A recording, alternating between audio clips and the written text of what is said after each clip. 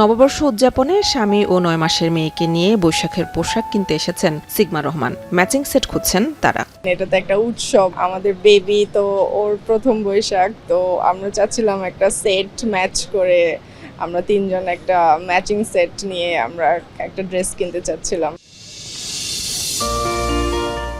গরমে আরামের জন্য দেশি বুটিক হাউসগুলোতে ভিড় করছেন ক্রেতারা। এবার শুধু সাদা লাল রঙের মধ্যে আটকে নেই ক্রেতারা, হলুদ, নীল, বেগুনি সহ নানা উজ্জ্বল রঙের কদর এবার বেশি। কেউ কেউ অনেক বছর পর দেশে ফিরে এসেছেন বৈশাখের কেনাকাটা করতে। দাম নিয়ে অভিযোগ থাকলেও নতুন বছরকে বরণ করতে সাধ্যের মধ্যে কেনার চেষ্টা ক্রেতাদের।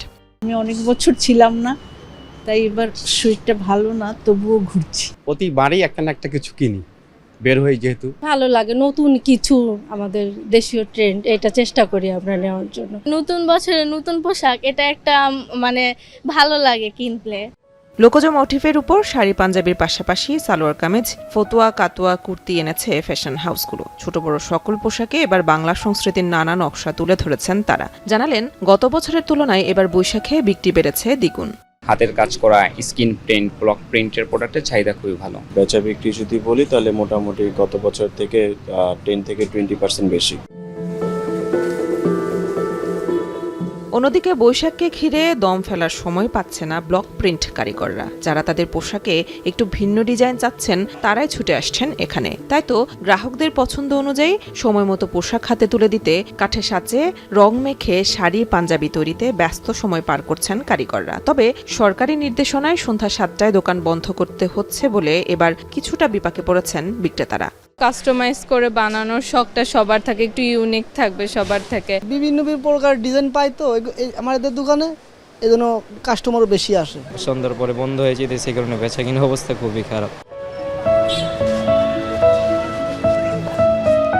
শুধু পোশাক নয়, অন্দরমহলেও বৈশাখে ছোঁয়া রাখতে মাটির তৈজসপত্র, বাঁশের ঝুড়ি, তবলাসহ নানা গ্রামীণ পণ্য কিনতে ভিড় বেড়েছে ঘর সাজানোর সামগ্রীর দোকানে। এছাড়া পোশাকের সাথে মিলিয়ে মাটির এবং কড়ির গহনা আর কাচের চুড়ি কিনছেন অনেকেই।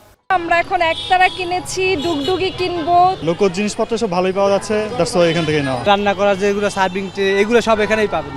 পোশাক সাজসজ্জার পাশাপাশি বাংলা নতুন বর্ষের প্রথম দিনে এক ভিন্ন মাত্রা যোগ করে পান্তা ইলিশ। তাই তো বৈশাখের আগে ইলিশের বাজার বেশ চড়া। ভোজন রসিক অনেকেই বিভিন্ন বাজার ঘুরেও কিনতে পারছেন না কাঙ্ক্ষিত ইলিশ মাছ। আবার যারা কিনছেন তারাও দুইটার জায়গায় কিনছেন একটা। ইলিশ না খাইলে মনে যেন পয়লা বৈশাখ আর কি হইলো না, পরিপূর্ণ হইলো না। 3 জায়গায় মাছ কিনতে গেলাম, কোনো জায়গায় ইলিশ মাছের দাম ওইভাবে পড়ে না। আগে যেটা 700 নিতে, 1200 নিলাম। সিজন না থাকার কারণে মাছের নামটা মোটামুটি বেচা কিনা ভালো, বাট মাছের নামটা একটু সীমিত বাড়তি আর কি।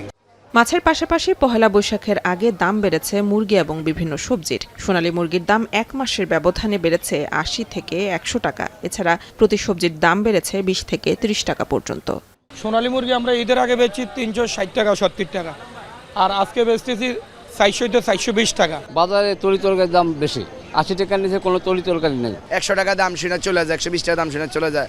জ্বালানি তেলের সংকটে পরিবহন খরচ বাড়ায় বাজার ঊর্ধ্বমুখী বলে দাবি বিক্রেতাদের। মেহেরিন অ্যানি, এখন, ঢাকা।